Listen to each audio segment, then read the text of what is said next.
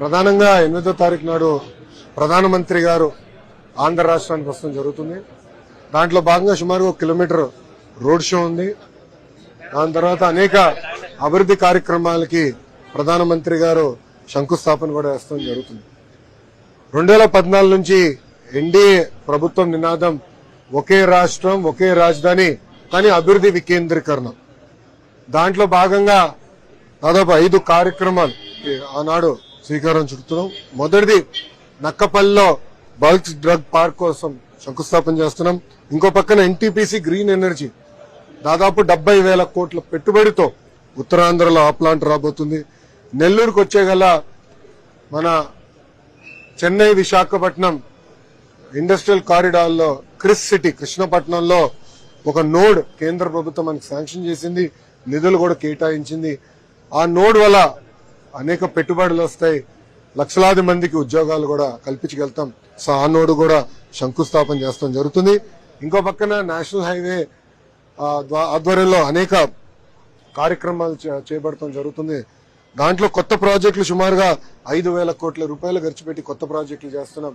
Already పూర్తయిన ప్రాజెక్టులు అంటే దాదాపు 3,900 కోట్ల రూపాయలు ఖర్చు పెట్టి పూర్తయిన ప్రాజెక్ట్స్ కూడా ఇనాగరేషన్ గౌరవ ప్రధానమంత్రి గారు చేస్తారు.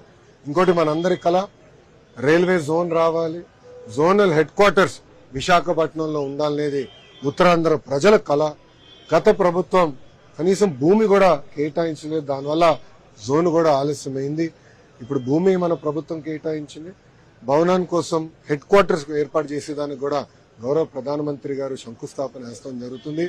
ఇంతేకాకుండా పలు కార్యక్రమాలు రైల్వే సంబంధించిన అనేక అభివృద్ధి కార్యక్రమాలు కూడా గౌరవ ప్రధానమంత్రి గారు శంకుస్థాపన వేయడం జరుగుతుంది. అంటే దాదాపు 5 డిఫరెంట్ కార్యక్రమాలకి గౌరవ ప్రధానమంత్రి గారు శంకుస్థాపన వేయడం జరుగుతుంది.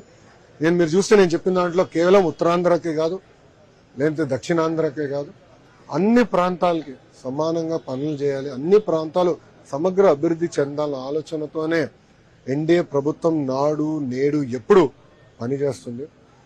ఈ రోడ్ షోని బహిరంగ సభని ప్రజలందరూ జయప్రదం చేయవలసిందిగా కోరుతున్నాం. గతంలో ఎన్డీఏలో ఉన్న పార్టీలందరూ ప్రతిపక్షంలో ఉన్నప్పుడు చిలకలూరుపేటలో బహిరంగ సభ ఏర్పాటు చేసి అది బంపర్ సక్సెస్ అయింది. అంతేకాకుండా విజయవాడలో గౌరవ ప్రధానమంత్రి గారి కోసం ఇటుపక్క ముఖ్యమంత్రి గారు ఇంకో పక్కన పవన్ అన్న కలిసి రోడ్ షో చేశారు, అది కూడా భారీ సక్సెస్ అయింది. దానికి డబుల్ సక్సెస్ చేయాలన్న కృషితో అందరం పనిచేస్తున్నాం, చేయాలని తపంతో మేము ఉన్నాం. సో మేము అందరం కృషి చేస్తామని వాళ్ళందరూ తెలుపుకుంటూ ప్రజలు కూడా స్వచ్ఛందంగా రండి, ప్రధానమంత్రి గారికి అండగా మనం నిలబడదాం. ఎందుకంటే గత బడ్జెట్లో కూడా ఆంధ్ర రాష్ట్రానికి ప్రత్యేక కేటాయింపులు ఎన్డీఏ ప్రభుత్వం చేసింది. ముందు ముందు ఇంకా చాలా మనం కూడా అనేక కార్యక్రమాలు చేసుకోవాల్సిన అవసరం ఉంది. దారి తప్పిన రాష్ట్రాన్ని సరైన దారిలో పెట్టాల్సిన బాధ్యత మనందరిపైన ఉంది. ఇప్పటికీ చాలా అప్పుల పాలైపోయాం. గత ప్రభుత్వం చేసిన అప్పులు వడ్డీ కట్టేదానికే చాలా ఇబ్బందులు ఎదుర్కొంటున్నాం. సో కేంద్ర ప్రభుత్వం సహకారం చాలా చాలా అవసరం. పెద్దలు అన్నట్టు పోలవరం కోసం ఇప్పుడు 2,000 కోట్ల రూపాయలు నిధులు ఇస్తాం జరిగింది. కేటాయింపులు కాదు, డైరెక్ట్ శాంక్షన్ చేస్తారు, అకౌంట్కి వచ్చినాయి. నిర్వాసితులకి దాదాపు 900 కోట్ల రూపాయలు వాళ్ళ బ్యాంక్ అకౌంట్లో నిన్న ఎన్డీఏ ప్రభుత్వం కూడా వేస్తాం జరిగింది. సో దారి తప్పిన రాష్ట్రాన్ని మళ్ళీ సరైన దారిలో పెట్టే క్రమంలో కేంద్ర ప్రభుత్వ సహకారం చాలా చాలా అవసరం. ఇప్పటికీ చాలా అందించారు, ముందు ముందు కూడా అందిస్తారు. అందుకే ప్రజలందరూ కూడా స్వచ్ఛందంగా వచ్చి ఈ కార్యక్రమాన్ని జయప్రదం చేయవలసిందిగా ప్రజలందరూ కూడా నేను కోరుతున్నా. Please subscribe to Leo news for more videos.